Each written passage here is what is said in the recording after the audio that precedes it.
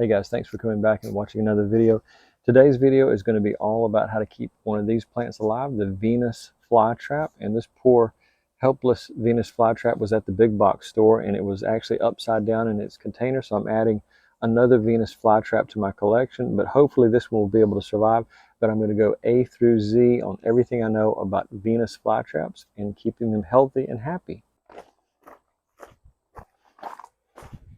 So guys, in my effort to revive this plant, I'm going to go over a lot of the things that I know about Venus flytraps. Despite what people think, Venus flytraps are not from a tropical or some deep jungle. They're actually from the Carolinas in America, and specifically the green swamp. So some important things to know about the Venus flytrap is this type of soil it grows in.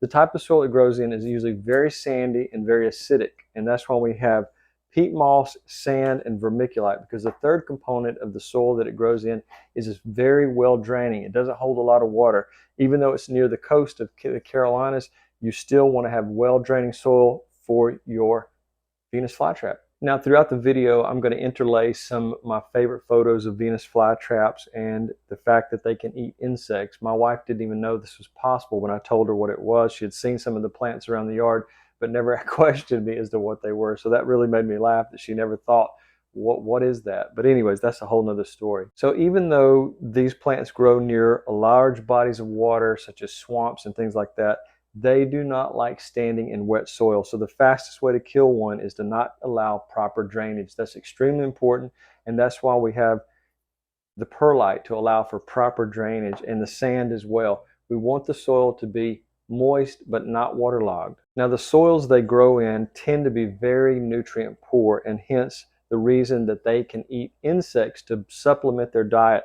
That insect consumption is what helps fertilize the very poor soils that they grow in. It helps the plant receive extra fertilization from the decomposition of the insects. Now the Venus flytrap is probably not the best name for this particular plant, because actually their diet is more spiders than it is flying insects such as flies. They will eat fruit flies, and I'll get to that later about a great source of producing fruit flies for your plant. You don't want to overfeed them either. Once you have one insect in one of the open leaflets, you don't want to keep doing this with every single one. You just want to feed it one insect at a time and allow the decomposition process to happen. Now, growing in the Carolinas, they do experience very hot and humid summers and cool winters, but not massive amounts of frost. They can survive frost, but you don't want really cold winters. So if you can put it in a window that's a west or east facing window and not have a tremendous amount of light hitting it, because they do prefer a little bit of shade when they're living in their native habitats. Now, if you do happen to place your Venus flytrap in a south facing window, you want to be careful, because it can get too much sunlight and get overheated. It's going to survive, but in their native habitat, like I said previously, shade is a little bit more prevalent in those areas. Now, if you do decide to take your Venus flytraps outdoors in the summer, you want to put it in dappled shade. You don't want it in full all-day sunlight. They probably would be okay, but then you're risking too much sun. So I would say partial sun, and definitely try to avoid midday sun when it's at its hottest. If you're growing it indoors and it's not near a window, you're going to need to get an LED light, and I have some really nice ones, but I'll link those below as well. But you definitely want to make sure that it gets light. It will grow in the shade, but if it's heavy shade or you don't have enough UV light, it's not going to prosper, and it's not going to achieve its natural best color. Now, one thing that these plants will do, they'll naturally grow towards light, so you may want to rotate the pots wherever you have them so they'll get a nice even area of growth completely around. And if you have it in a window, just flip it around and allow it to go back and forth maybe once every couple of weeks. Just do that in the growing months. Now, using your tap water presents a certain risk, because you have certain minerals like chemicals like chlorine and other minerals that might be in your tap water. So you'll want to make sure that you're using either harvested rainwater, distilled water, or some type of really pure water. If you have a reverse osmosis system as far as your home's filtration system, that would be even better. So just remember, you don't want to use standard tap water on your Venus flytrap. Also, you're going to want to periodically check the pH levels of your Venus flytrap. And I always recommend using a pH meter. I just purchased this one a couple of weeks ago. It was to replace a 20-year-old meter that I think had really kind of seen its better days, and another digital meter that I really hated the batteries on it because they were watch batteries. This uses AAA batteries, and it's the best meter I think I've ever had. And I love the cool LED light. I guess that's kind of a juvenile reason to buy it, but it's really what caught my attention. Now, as far as the pH of the soil, it's going to prefer 3.5 to 5 pH in the soil. That's why we're going to have the peat moss to bring down the acidity, and so the Venus flytrap will be in its happiest possible soil. One thing you definitely don't want to do, you don't want to use a standard potting soil for this. You want a less than perfect potting soil, because an enriched soil is going to be too much nutrition for this plant. It thrives in less than nutritious soil. So that's one thing to remember. Don't use a standard potting soil. Use this mixture I'm going to show you. Now, in addition to the potting soils that you shouldn't use, you want to be careful not to fertilize it, because it receives its fertilization from the insects it's going to eat. And the peat moss will be fine. It will perform quite well with just those items, these 3 ingredients I'm going to put together for you. Now, if you have just 1 or 2 of these plants, you'll want to do this annually, but if you have a massive collection of them, it's going to be rather difficult. But refreshing the soil once a year to prevent mineral buildup is going to help it. So just once a year, take it out of its pot and put in some fresh soil. Now, this plant is juvenile and it's not very big. It's just starting out. But for mature plants, you want to have pots that are about 5 to 7 inches deep. Whatever pot you decide to use, you need to make sure that it has adequate drainage, such as this bonsai pot that I'm planning to repot this small Venus into. And the reason is you want something that has really good drainage holes in it. If you don't, you're probably going to end up with a Venus flytrap suffering from root rot. So the perfect summer temperatures for the Venus flytrap is around 70 to 95, and that's kind of where it grows. That's its natural environment. You get hot, humid summers, and so if you don't live in an area that gets up into some nice warmer temperatures, you may want to consider keeping it indoors and allowing it to get into a window that provides it a little bit more heat, but not too much heat. You just want to remember that south-facing window is going to be the enemy if it puts in too much heat during the day. Now, to make sure the plant goes into dormancy, you want to make sure that it's outside when it's between 35 and 50, and then below 35, you want to consider bringing it inside. They will survive a cold winter. They can survive frost and things like that, but I think it's going to be better, and it's going to survive better long-term and become a better plant if you bring it inside once you get close to those temperatures of 35 degrees. So it will survive frost. I'm not saying you can't, but I just prefer to bring mine indoors, and once it gets close to 35, and then it's in that state of dormancy. Now, when I say I bring these indoors, I don't bring them inside the finished area of the house. I allow them to stay in the basement for about 1 to 2 months under a grow light. So if you do decide to bring it indoors into a finished area, let it get into that state of dormancy where it's not growing, and that's a natural process that can happen for it each year, and it'll overall provide a healthier plant for you. Now, once you bring your plant into the finished area of the home, you want to make sure that it's away from any heat sources, such as a heating vent, an element, or just a heater in general, because that will dry it out and it's not going to be happy in that area. So just make sure that it's in a nice area that doesn't have a lot of heat close to it, and that it can survive great indoors.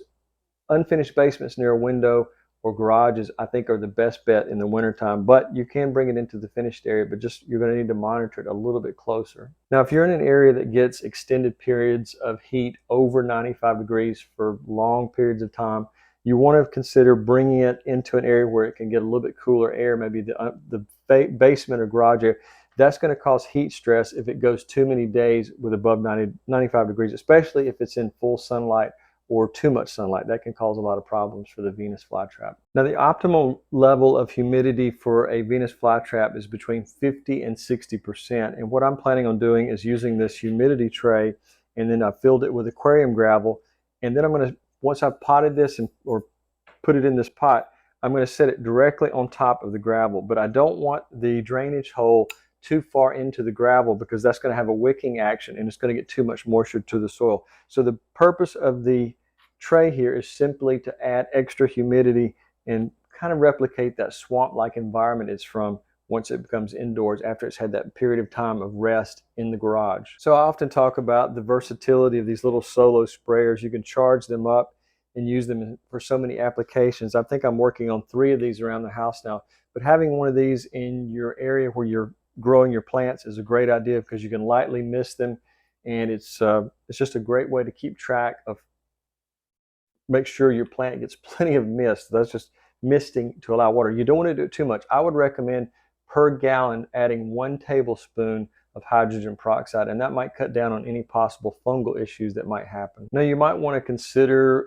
if you're thinking of putting it into a terrarium, that might cause too many problems for it. One, it may cause an excessively high humid environment, which causes fungal issues. So it's not impossible to make that work, because a lot of people can work around it by having proper air ventilation with a small fan. So just remember, if you do decide to put it into a terrarium, make sure that you monitor it and make sure there's no diseases happening. Now, I'll link a hydrometer into the description that I use, and it's really going to help you monitor how much humidity is in the environment around your Venus flytrap. One way I like to feed it in the summertime is to take an overripe banana, put it outside, and that draws in a lot of the fruit flies. And then at that point, you can put some type of cover. Once you have a lot of fruit flies attracted to the banana you've placed outside, bring your Venus flytrap outside, set it next to the banana, and then wait for the fruit flies to come back. Then put some type of cover over it so that the fruit flies will naturally go into the trap. That's one great way of feeding it, unless you're able to catch them by hand and feed it directly. But remember, you don't want to feed more than one insect at a time to your plant. Now, if you do want to feed insects directly to your Venus, you want to do it once every 2 to 3 weeks. It doesn't need a lot of insects to survive. It takes about 5 to 12 days to completely decompose and eat and consume the insect. So that's one of those things. You don't want to do this too frequently. You can give it too much fertilization, because that's essentially what you're doing, is you're fertilizing your plant. Now, the perfect insects for the Venus flytrap is flies, small flies like the fruit fly, ants, and very small spiders. So the ants are probably the easiest to collect from outside, because if you're like where I live, ants are everywhere. One absolute rule you should never break is to feed human food to the Venus flytrap. Never feed meat to your Venus flytrap. That is an absolute no-no. Now, each trap you see on the plant can only consume about 3 to 4 insects in its lifetime. So you just want to remember that very sparingly on feeding those insects. And remember that there's only so many insects each one of the traps will be able to consume over a period of its life. And just remember, digestion of these insects consumes the plant's energy, and so you want to limit the amount you feed, because you can deplete the plant of its energy by overfeeding. Another thing to remember, if you do catch an insect that seems too large for the trap, you want to remember that it can cause a problem by feeding it that particular insect. It can actually rot the trap. So remember, don't use large insects to feed a small trap. You want to use very small insects like small ants. Now, when you're feeding your Venus actual insects yourself and not relying on it to catch them, you want to make sure that you observe it, and if it doesn't close, if the trap doesn't close completely, remove the insect. So just as a general rule, it's better to underfeed a Venus than it is to feed it what you think it should get. So remember, sparingly. Now, talking about dormancy and the natural state the plant goes through, because the Carolinas do go through multiple seasons. It's not a tropical environment, so shorter days and less sunlight will be good for the Venus. So if you have it under a grow light, you're going to want to decrease that as the normal winter months would happen, so it can go into that state of dormancy. Now, it's normal for these traps to die back. That's a normal part of its life cycle, and new traps will emerge in the springtime. So that's why dormancy is important, is you want that normal cycle in this natural habitat to occur wherever you have it around your home. You do want to reduce the watering schedule during its period of dormancy, but remember, you want to monitor the soil and make sure it remains moist, and that's where the moisture meter comes in once again. Now, you might think your plant is dying, but if you see the traps turning black, that's just a normal thing that happens. They will eventually die, and so it's good to remove those traps. Just snip them off with a clean pair of sterilized scissors and throw those traps away, because they're not going to produce another plant. So pruning the plant will aid the plant quite a bit. So that's just a normal part of it, and it will make it look better over a period of time. Now, as far as your annual potting routine or repotting routine, you want to repot the plant about once every year to year and a half, 12 to 18 months, and that can help cut down on the minerals that might have built up and keep the plant in its top vigor. And you might actually want to go with a slightly larger pot.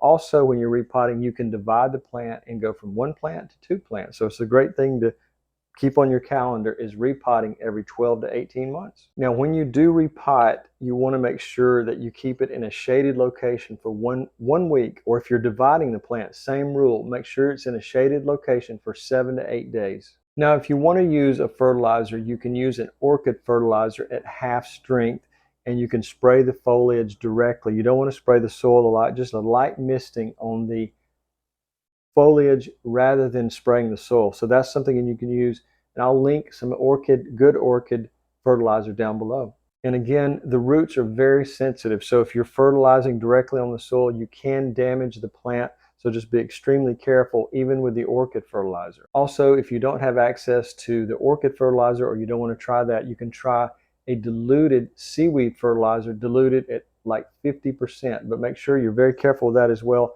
Light misting, and then wait a few days and see how the plant responds to that. Now, kids are going to love this type of plant, but there's one thing you need to tell them not to do is not to make the traps open and close, because each time that happens, there's only a limited amount of times this will happen before that trap starts to use up all of its energy. So just make sure that you teach children not to continually do that, because it only has so many opens and closes before that trap is finished. Now, two natural predators of the Venus flytrap can be aphids and spider mites, and you can do a very diluted solution of neem oil, and I use that all the time. It's an all-natural solution. So remember, you just want to dilute it to either 50% or less of the normal solution that you would do. I would say about 1 teaspoon per gallon to begin with, and see how that works. If that doesn't work, then double it and then double it again. But be very careful with even the neem oil. There also is a possibility of fungal infections. If you're overwatering and there's not enough airflow, that can lead to that fungal infection. So just remember, you want to have good airflow, maybe a small fan in the area, not directly on the plant, but just in the room, allowing circulation, probably putting it on a timer if you don't have a good airflow in that area.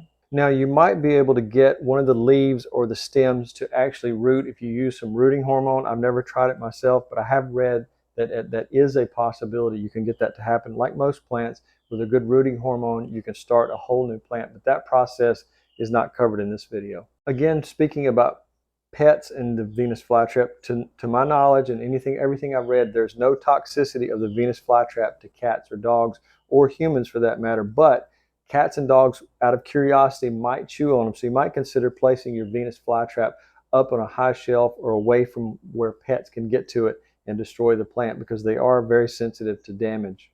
Now, a little known fact about Venus flytraps is they can actually produce flowers in the spring, and so that can be a very interesting thing to witness, as you think the plant will not do that, but yes, it actually can flower in springtime. Now, if there's any issues with your plant, you might want to consider snipping the flowers off, because it puts a lot of energy into doing that. So if you already have a plant that's wilting or has some other problems, snip the flowers off, and that will conserve its energy to put it back into revitalizing itself, and you don't have to worry about the plant dying because it put out too much energy into growing a stalk into a flower. Now, I think one of the best ways to water a Venus flytrap is bottom watering rather than watering from the top. So if you have your Venus flytrap indoors, you can just submerge the pot about 50% of the way up the pot, and the water will naturally fill the pot, and then you can drain it. And that process only takes about 30 seconds to a minute, and then you can allow it to properly drain. Now, as I said earlier about using tap water, you want to avoid doing that because tap water can contain calcium in addition to other minerals, and that calcium buildup can be detrimental to your plant.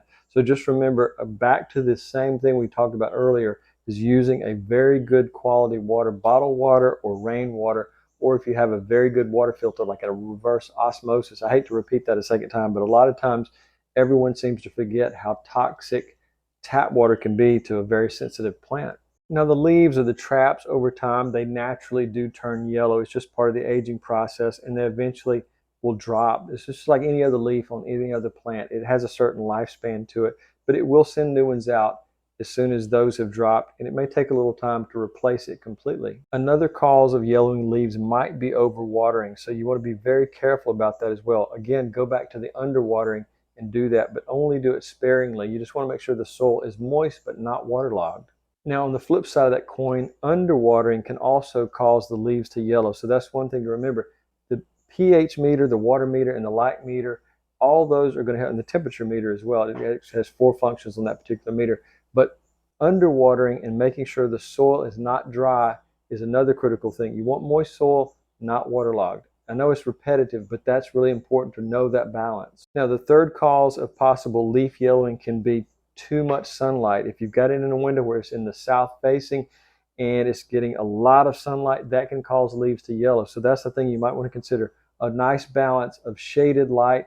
Maybe take it out of the windowsill if it's in the hotter times of the year, maybe August, July, August, and maybe the beginning of September. If you're in the same type of environment I'm in, zone 7A, you may want to limit the amount of sunlight it receives because our sun in those months can be extremely intense. Now, another thing, number 4, that can cause leaves to yellow is disease and pest infestation. So that's one thing you're going to want to make sure. And a lot of times the diseases are caused by overwatering.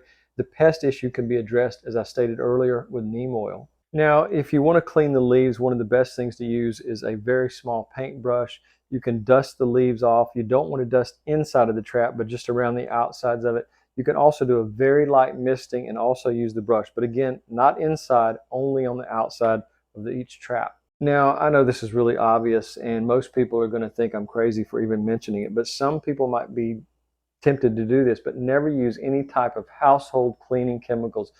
That will absolutely kill your Venus flytrap. So remember, those things are for cleaning surfaces and things like that. The plant can be very gentle. This specific plant can be very gently harmed very gently. You think you're trying to help it, but you could actually harm it very easily. Now, 2 things that can help prevent disease is to remove any dropped leaves or any debris around the base of the plant. That's 1.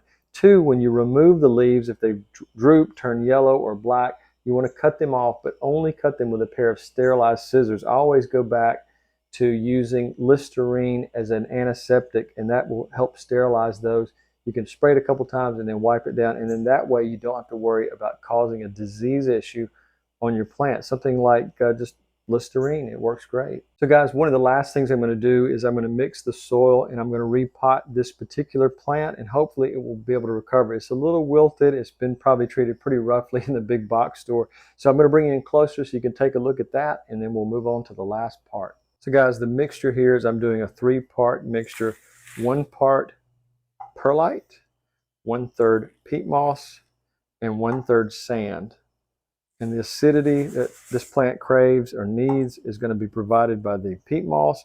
The drainage is from the sand and the perlite. So we're just going to mix those together.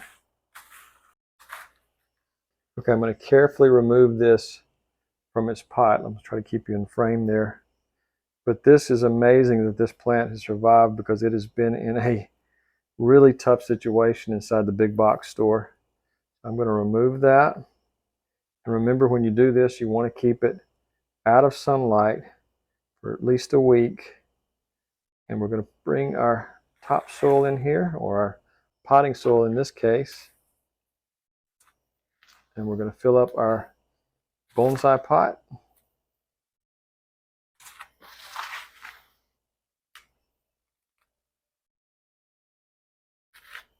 And this is an extremely well draining soil.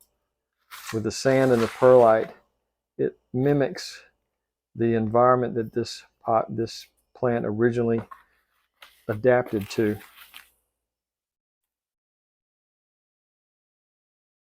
Okay, and we're going to just make a little hole right there. And I don't want to disturb the root ball too much because it has been through a rough time in the big box store. All right, the last thing I'm going to do, I'm going to go get some more aquarium gravel just to give it a nicer look and to retain moisture. And so that is our plant, and it's going to be hopefully well in about a week to 2 weeks. We'll start to see some new vigor, and I'm going to water this by underwatering. Okay, and the last thing we're doing here is we're just adding some aquarium gravel to add a little bit more of a nice appearance, and we don't have to worry about anything happening to the soil. This kind of protects the soil.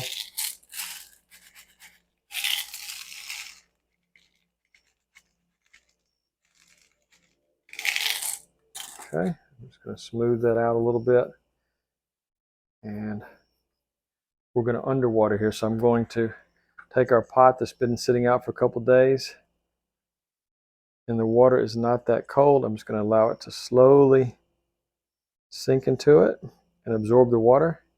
And there you have it. That's the last step in getting our Venus flytrap on its way to recovery. So guys, even though this plant has been pretty pretty well neglected inside the big box store. You can see it's sending out a new shoot here to form a new leaf or a new trap there. So it's amazing the resilience of these plants. So hopefully in about 2 weeks, 2 to 3 weeks, this plant will be on its way to recovery. So guys, I hope that piqued your interest in purchasing your own Venus flytrap, or if you have one already, you'll realize what an interesting plant it is. Just remember that it's less of a novelty and it's a living plant, and you need to be very careful with it. A lot of people want to just continually touch it and see if they can, the traps open and close, and that's just not a good idea. So remember to be gentle with it because it is a living plant and you can exhaust the energy in it. So that's it for this particular plant. I'm hoping it's going to be on its way to recovery from being neglected for no telling how long. But if you liked the video and you found something interesting, I hope you'll like and subscribe. If you will leave a comment, positive or negative, I read all of them.